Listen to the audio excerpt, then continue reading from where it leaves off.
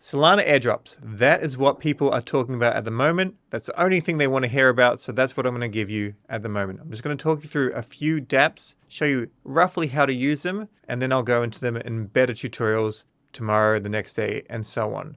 But right now, let's just jump into this. Now, as per normal, nothing's financial advice. Nothing is legal advice or anything like that. This is just me showing you how to use something or just putting it on your radar. Of course, most people will be watching this because of the Jito airdrop, which was worth like right now, like $15,000 if you hadn't sold it.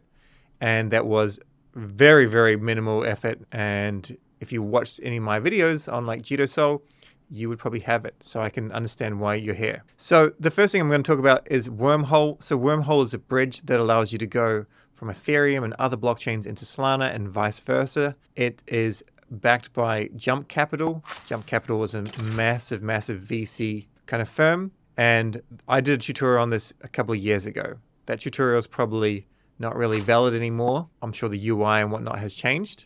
But Wormhole is something that you may want to look into if you're coming from another blockchain.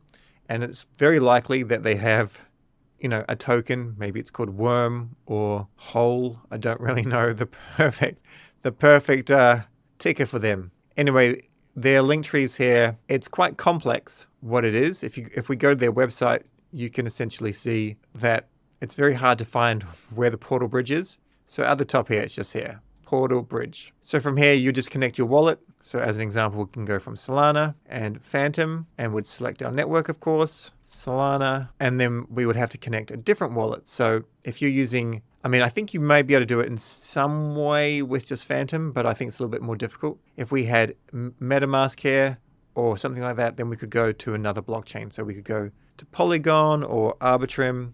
You can, of course, go to Ethereum. Just be aware of the crazy gas fees. I would probably first, anytime you're using a DApp, although you may be lucky and get an airdrop, of course, as a reward, I think the DApps will kind of crack down on that a little bit. So they want to see that people are actually using their product. They want to try and create stickiness. The best way to do that is, it's impossible to answer in one kind of video. But if you want to go to other ecosystems to explore them, this is certainly something that you could use. By all means, just start with, you know, some USDC and go to another blockchain, connect your wallet, just try a small amount.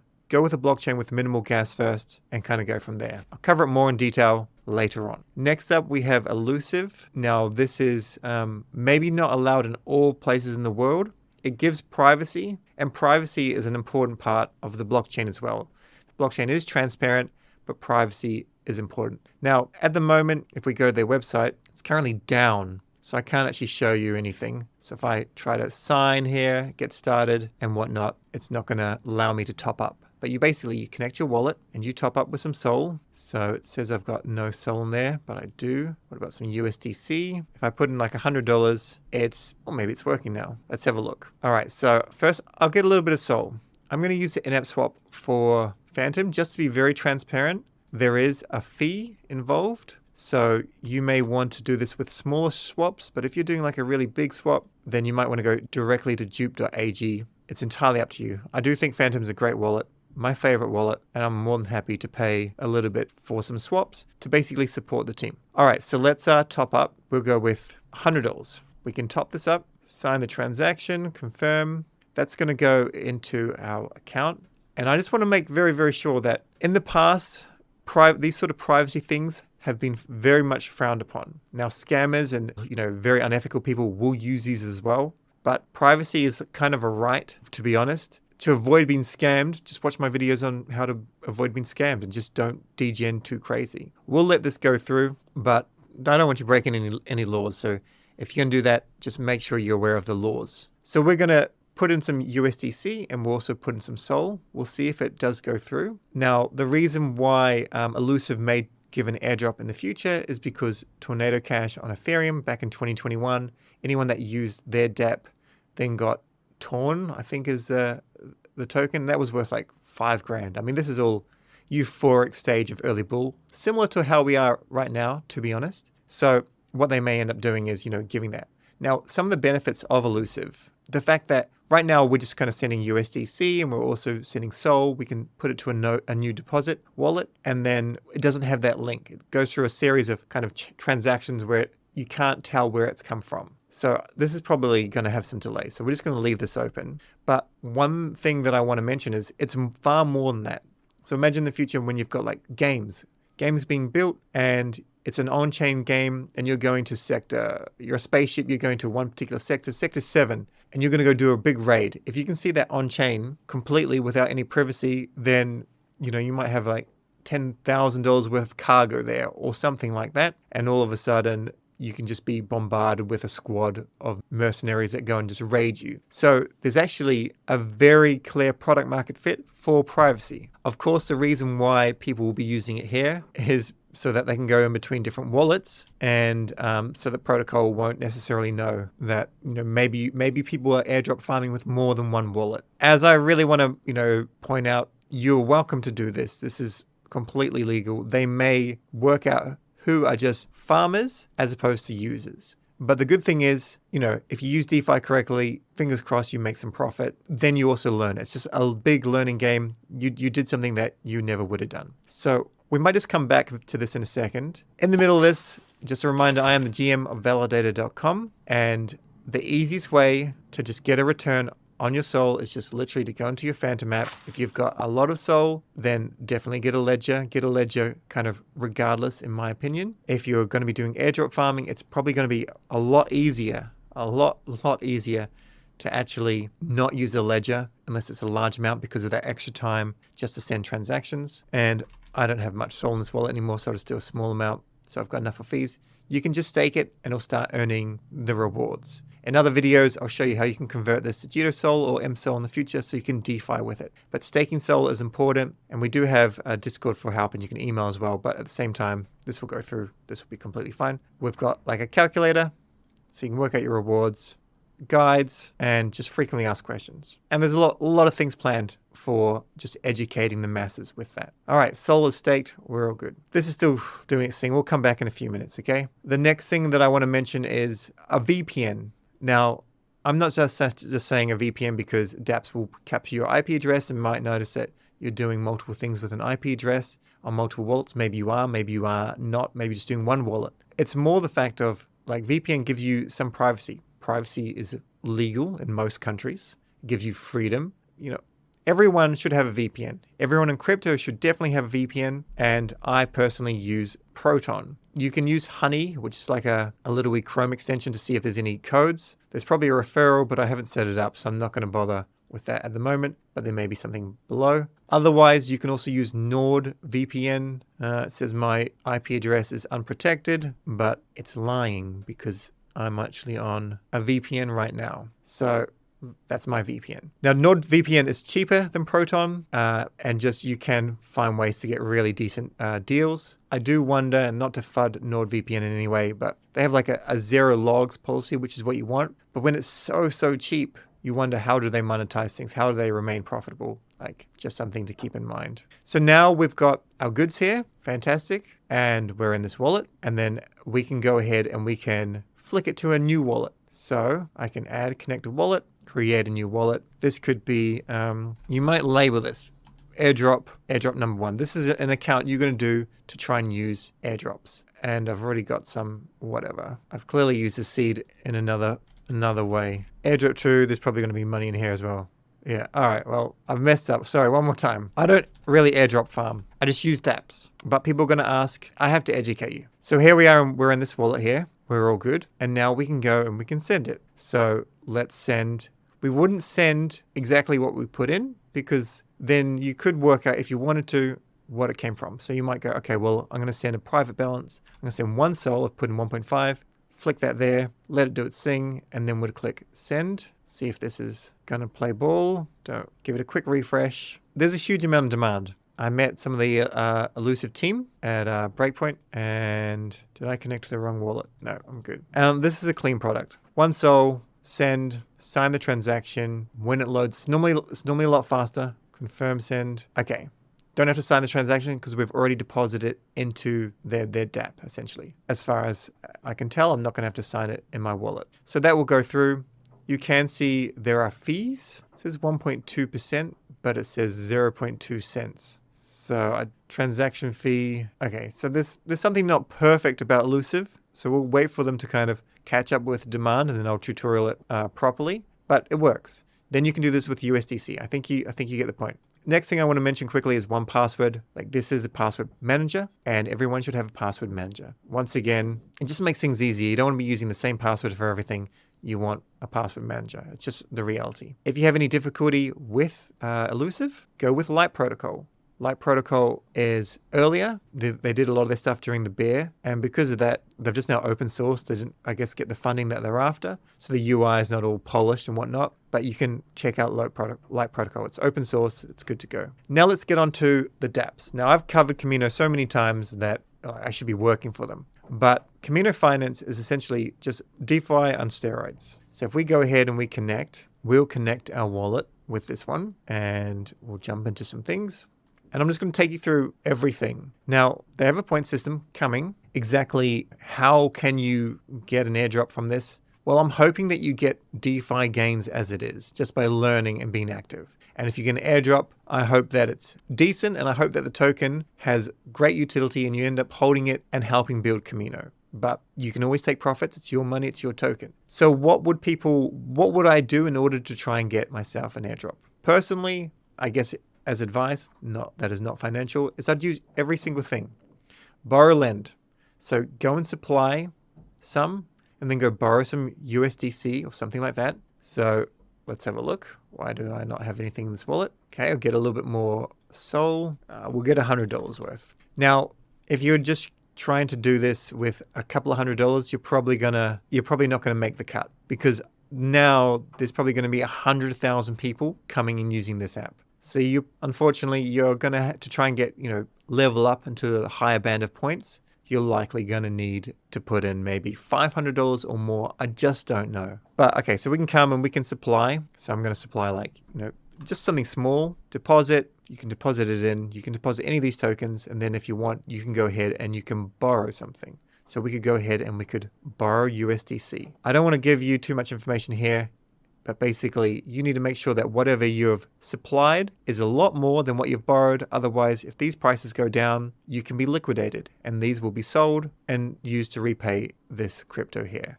So you don't want that, but I'll have to cover this more in a lot more detail. With liquidity, I'll link the tutorial that I've already done on liquidity, but liquidity is all about DeFi farming. I'm going to mention one thing very, very important though, and I'll have to do a dedicated video on this, but impermanent loss is real. So JTO and Jito Sol is something that just came out. I've covered it, so watch those videos if you like. But sometimes if the price of one asset just goes crazy high, like Jito's, it went over $4, you will end up losing out. So as an example, if you took $10,000 worth of Jito and you sold half of it for Jito Sol, then if you just held the JTO token over the last, we're calling this 30 days, but it's really only been like a week or so, then you'd be up 11x, essentially. Whereas if you held both of them, so if you had half or whatever, approximately half Jito Sol and half JTO, you would be up 600% since this point. If you just held Jito Sol, you'd be up 13%.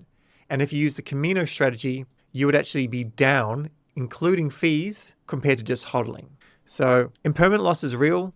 Over the course of the month, I would expect this, let's say that this says 800%, I would expect it to be 900 or more. So I do think you will come out on top.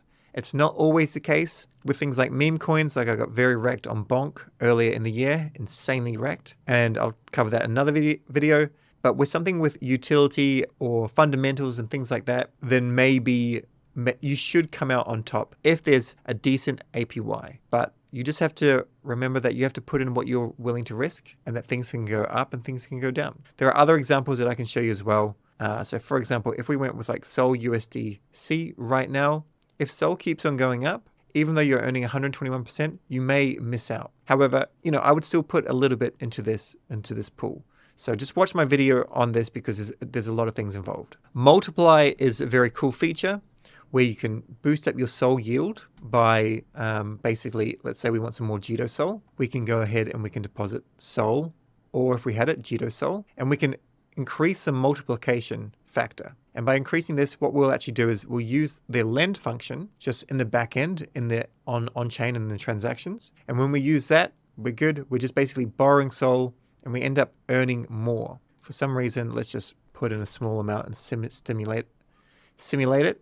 You can go as high as 5x. You should not be liquidated because you're under the loan to value ratio. But if for any reason Jito drops down in any way, you will be liquidated. So sometimes for this kind of increase, maybe it's not super worth degenning, but maybe like a 2.9x or a 2x, that might be worth something that you're keen on. And as long as the cost to borrow SOL remains lower than about 7% or about 6.5%, you'll be fine. If the cost to borrow SOL, which is 5.58, if this increases to 7%, then it won't be profitable. The next feature here is long and short. I've covered this as well.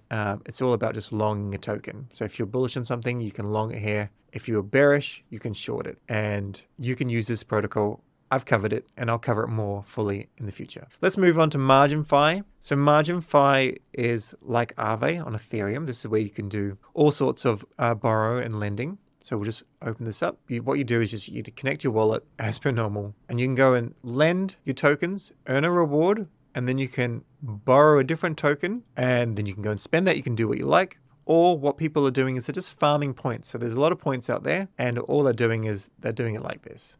So let's, we don't have a lot of funds in this wallet anymore, but let's go get a Jito SOL or part of a Jito SOL. No, we'll get a Jito SOL. There's no fee from Phantom on this, just normal kind of price impact, which is very low. All right, so we'll go to lend.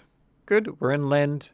Let's supply our Jito SOL. We may have to refresh the page here. Let it do its thing. I'm going to supply all of that and confirm. There's a SOL rent fee, and it will go through its thing. Now, a lot of people are very bullish on Marginfi, and I think I'd have to chat with the team. One thing is there's a lot of smart contract risk in all these applications. So just keep that in mind. I mean, there's a lot of money in here, but there's no insurance on any of this. So if there was an exploit, it would be a very bad day indeed. Of course, they get audits, but audits never catch everything. So just got to keep in mind those sort of things. All right, so we've lent that. We are now, grabbing a few points here. What's this here? Free collateral. Okay. I don't know when I'm going to accrue these points or how long it takes, but they'll go up and up. And you can use my referral link if you like, if you found any value in this video. Then we go to borrow here. We might be keen to go and borrow something.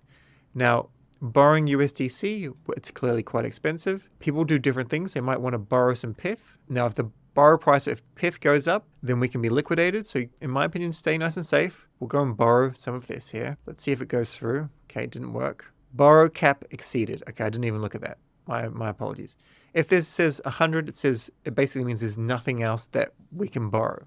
So there's not much ETH that we could borrow either. So as an example, I can go and borrow some ETH, confirm, and there are other things, of course, that you can borrow. It's pretty obvious. I'll have to cover this more in detail, but I do have a tutorial already on it. So you go watch that. Then we can come back to lend if we want to, and then we can go and deposit this ETH. And that way, that's kind of how this loop works. For some reason, it doesn't want to go through. So maybe I'm just going to try again. Oh, wait, sorry. It wants me to repay that. Okay, I don't want to do that. We can't do it like that. We can only repay it. What people might do then is they might go and take that ETH, sell it, or use it in another DeFi app. So maybe go back to Kamino as an example and just search for ETH. And maybe they want to do some liquidity pairing with MSOL and ETH as an example. Impermanent loss is always a risk. Be aware of those factors. But that's how people are using this. In many ways, I think, Marginfi is a game changer for sure. But trying to get to the point of being able to get a decent number of points in order to maybe get an airdrop, it's going to be quite hard.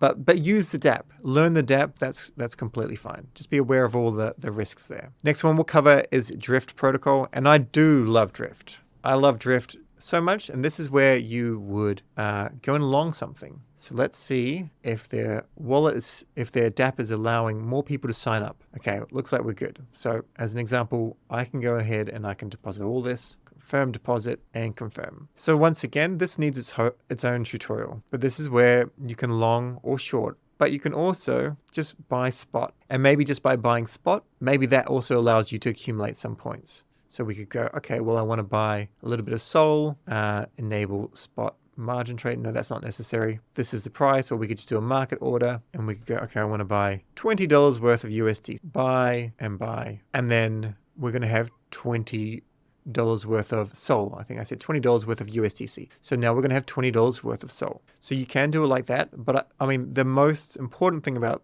this is the perpetuals exchange, where you're longing and shorting things. Things go up, things go down. This is where you can do it. Now, to try and make something, and this is where I'm just being honest with you, people are going to do it. I'd rather you did it and did it safe with education. I'm not saying this in any way to try and hurt Drift, but look, you're going to see this from another video, so I may as well just educate you. What you can do, potentially, if it's not against their rules, and it may be, you can look at that yourself, is we could go and put on a long here. So we could go with leverage, of course, but maybe we just do a 2x leverage. 2x leverage like that. So we put on this 2x leverage, we long, so we're longing. Here we're saying, I think the price is going to go up. Then, potentially, you could, on a different wallet address, go ahead, connect to Drift, and put a 2x short on. You still have to monitor these. We haven't added a stop loss or anything like that. So there is a chance that one gets stopped out, or not stopped out, but you just run out of funds. Like if you're shorting and the price goes from $70 to $200, that short's gone. That money's gone. However, you should basically be even other than the trading fees, but you still need to monitor these. So this is not something that you just do and just fingers crossed. But alternatively, you might want to put on a long, just a long, or a short. You might just want to just use it. Then what also happens is you get like tickets, and these tickets here, if you enter this here, can get a fantastic draw. One free ticket, yay, your tickets. So maybe you win with one ticket or a few tickets, $98,000. So I know most of the people that are watching this will be with smaller bags. And in my opinion, it's really just about learning the Solana ecosystem.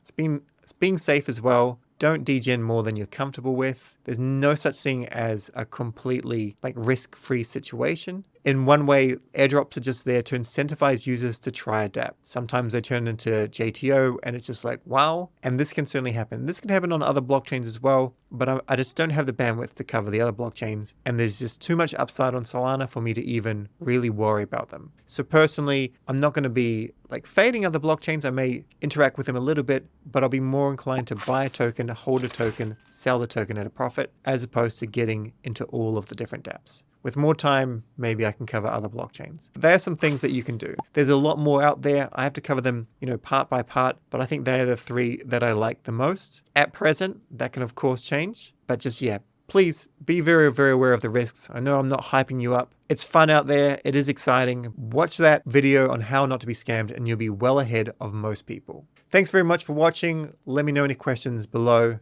Stay curious and we'll catch you in the next video.